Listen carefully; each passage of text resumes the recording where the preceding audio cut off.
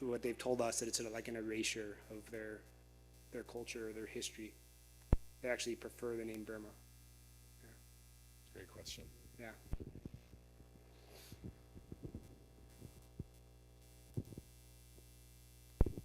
What made you choose Burma? How did you, out of the world, come to pick that particular place? Yeah. If you would have asked me, where is Burma, like, I don't know, 5 years, 6 years ago, I had no idea. I didn't even know it existed. So if you don't know anything about Burma, like I was there once too, I didn't know anything about it.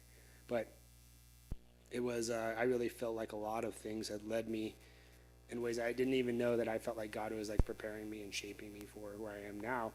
But through time as a teacher, time in the military, and then really feeling like a calling to be an overseas missionary, and then learning about an organization called the Burma Rangers, and learning about what they were doing. So that's really, in a short order, how it happened. Did you get any support from the American presence in Burma?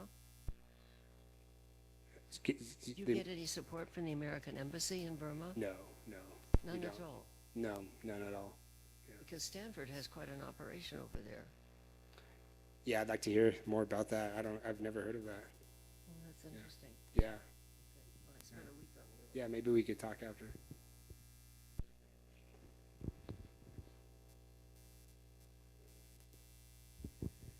Is there any possibility that the regime would bomb or attack the village that you're staying?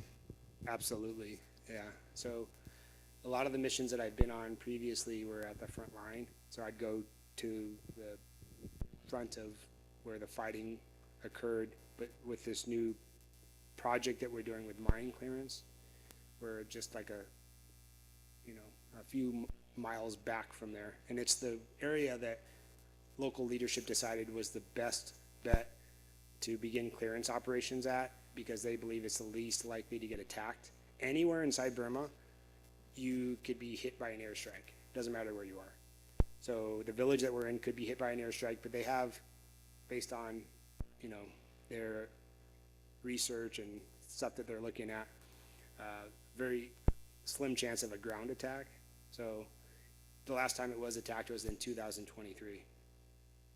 And all the landmines obviously are left behind. But if that were to happen, we try to do what we feel like is the best thing to do right now, and keep on doing it as best we can. And if that happens, then we'll cross that bridge when we get there, I guess.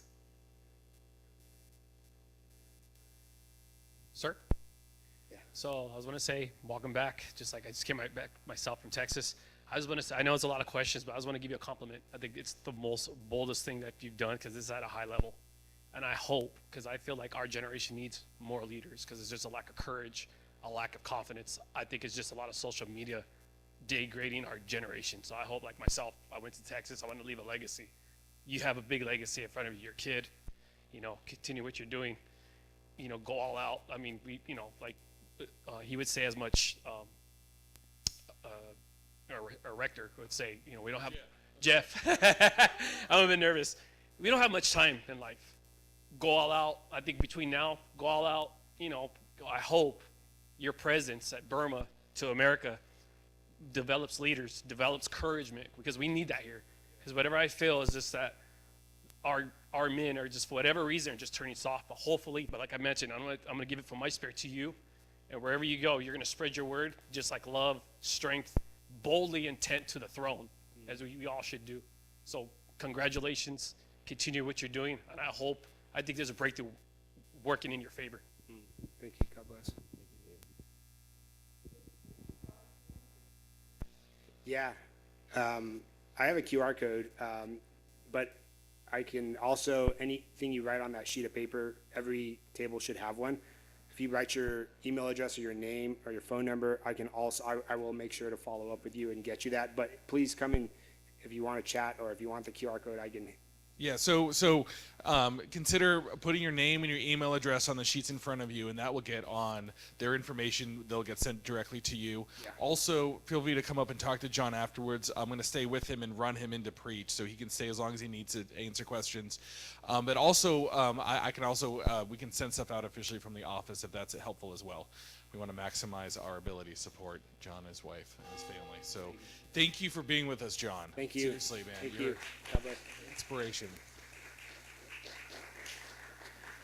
I invite you to consider coming next Sunday. Nancy Smith will be doing a forum on Episcopal identity. So please come next week as well. Thank you all so much. You're such an inspiration. Thank you for having me again. Well, I want to have you when you come back. I don't even know how long you're, like a year or 9